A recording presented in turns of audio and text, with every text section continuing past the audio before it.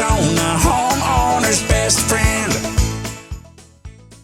The nice thing for the most part is it's forgiving. You said it takes some practice. You're going to make some mistakes. It may take a year or two to correct itself.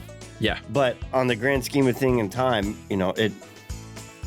it's not that big a deal. Yeah, and right now is a great time to practice some of your trimming techniques, and you're not going to kill the entire thing. I mean, oddly enough, if you even trimmed your fruit tree down to just kneecap high right now, it would still grow back, and it will still survive because all the power is in the roots, and it's just going to grow into a much shorter but very manageable tree. Now, on a grafted tree, sometimes you have to be careful for the root shoot to come up, and be careful that you're keeping those cut off. Yeah, and now that's a great thing to mention too, is like with your citrus trees, this is a good time of year to be looking at because there's a graft point. So I was at a client's house earlier today, and they have a lemon tree, and they're like, these lemons are sometimes good and sometimes they taste terrible. And I was like, okay. And I was like looking at it, and I could tell he's got a branch that's been growing for years from the very, very bottom.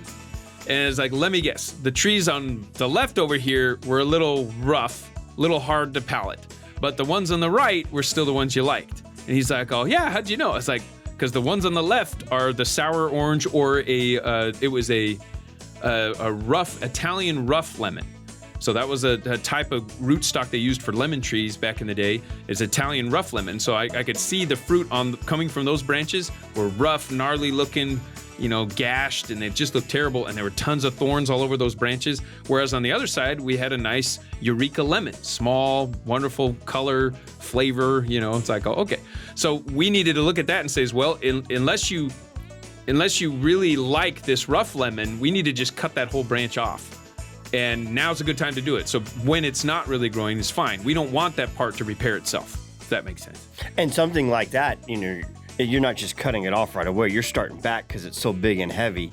You're going to have to work your way down. Work your way down to it. Yep, and work your way down to it, and then as the spring hits, it's going to grow and fill back in, and it'll make it easier, because usually those shoots are also much taller, which makes it harder to cover your citrus trees in the wintertime if you need to cover it, because those things grow so much faster and gnarly and very thorny. And very thorny on the majority of them, so got to be careful.